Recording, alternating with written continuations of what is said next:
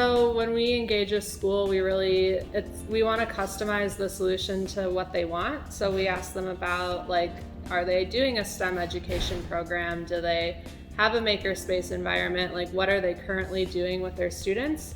We ask them about, like, what's working with their program, what's not working.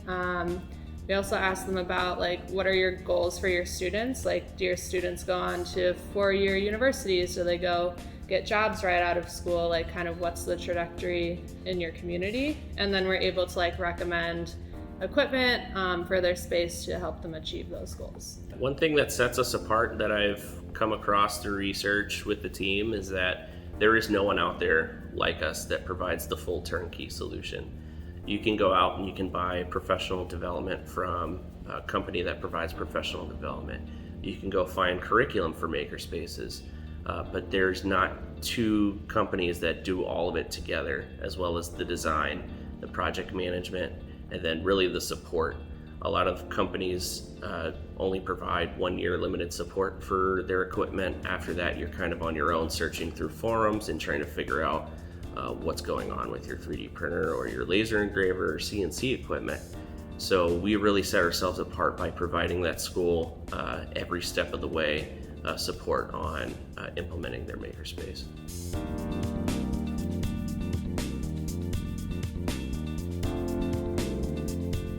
It's very successful because they don't have to wait for an answer. I can get their answer right away, and I can research the answer in my own lab if there isn't an answer out there for them. It's been very successful. We've had schools come back and resubscribe for our annual support, which is great because they see the value in being able to reach out to someone that they know and that they trust to get the support done. So when a school goes through our consulting process after a program agreement, they walk away with a design book, a project report that goes through everything that was there, as well as a proposal that lists out the items and the value of those items.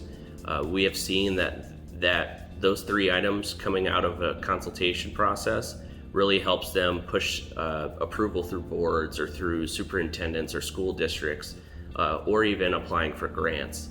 We've had schools use that information for grants and get approved that way as well.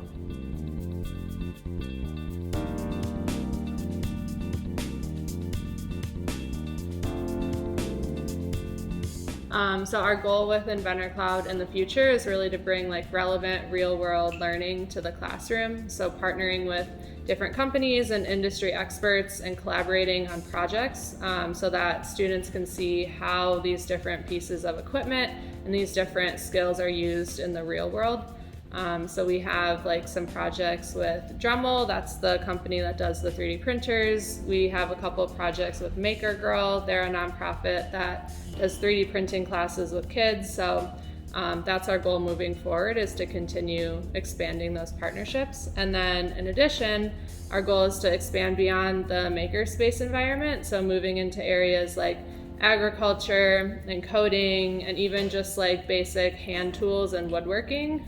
So just skills that are a little bit outside of the makerspace, but still really relevant to jobs today. So outside of having curriculum provided for a makerspace, typically educators are charged with trying to find that curriculum or creating that curriculum for themselves, as well as aligning those standards to their curriculum. Every state and city and town has their own curriculum standards that educators need to follow. Inventor Cloud and Stephanie's team really go through and align every project to their standards. If it isn't aligned to their standards, Stephanie can find a way to do that with Inventor Cloud. So that is, to me, a huge added value for an educator. They don't have to spend that time aligning those standards, and they have curriculum that's made for their makerspace.